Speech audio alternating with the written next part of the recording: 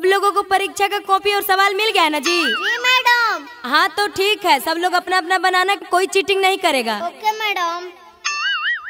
क्या है अंश, कैसा क्वेश्चन आया है? मैडम अच्छा है। और तुम्हारा छोटी बन रहा है ना? हाँ मैडम जी बन रहा है। लगता है खाएंगे सुरती तब आएगा फुर्ती, तब फटाफट लिख के दे देंगे मैडम के और बैठ जाएंगे।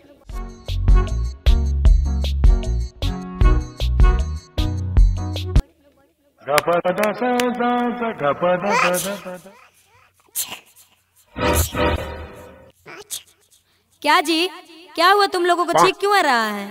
देखिए ना मैडम, देखिए ना, ये अंश खैनी खा रहा है ना, इसलिए छींक आ रहा है। छोटा कहीं का, पढ़ता लिखता एक अक्षर है नहीं, अब बैठ के क्लास में खैनी गुटका खाएगा। मैडम हम सुरती बनाएंगे तब खाएंगे, तब न सवाल हम फटफट लिख के आपको दे देंगे। अच्छा तुम सुरती खाने आया है, मारेंगे एक झपड़ ना कि फुर्ती आ जाएगा, समझा ना, बिना सुरती के। ठीक है मैडम, हमको मत छेड़िए, हम पूरा बना लेंगे, आप वहाँ पे जाके आगे खड़े हो जाइए।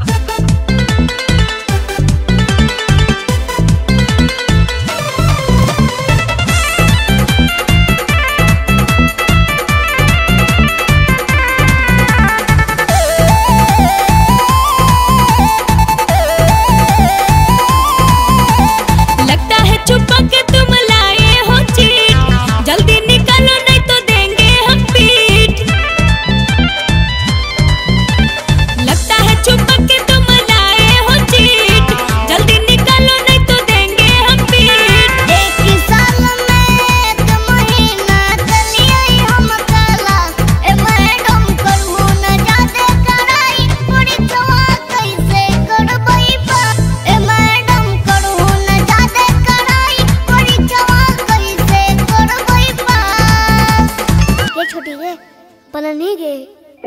हमरो बताओ ना गे, 2 नंबर का क्वेश्चन का की जवाब है? ए हटो ना, पढ़ने के टाइम पढ़ता नहीं है, आ जाता है 2 नंबर के सवाल पूछने। चल हमको क्या पता। अब लागत है कि चिटुआ निकालना पड़ेगा तबे काम होगा। अंश तुम बहुत बोल रहा है, उठा के मुर्गा बनवा देंगे। तुम जाके वहाँ बैठो तो कोमल के पास जाओ। वहाँ मैडम हम तो सोच ही रहे थे कि कोमल के बगल जाके बैठ जाए। बढ़िया किया मैडम, आप हमें वहाँ पे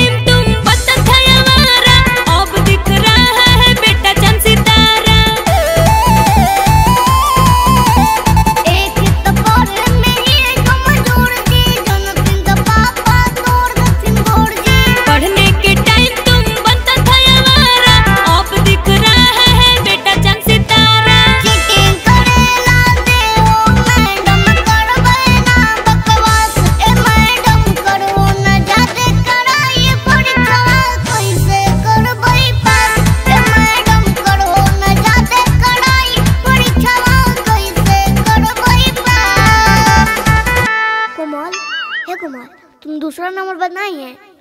ये कुतुब मीनार कहाँ है? देखो हम दूसरा कुछ नहीं बताएंगे, जो बता रहे हैं वो चुपचाप लिख लो। दिल्ली में कुतुब मीनार। क्या दिल्ली में कुतुब मीनार है? अरे तुम फिर बोल रहा है, उठो तो, हमको तुम्हारे पे शक हो रहा है। चीट उठ लेके आया है क्या जी? नहीं मैडम, देख लीजिए। उठो पहले उठो तो तुम। हाँ उठ गए, लीजिए।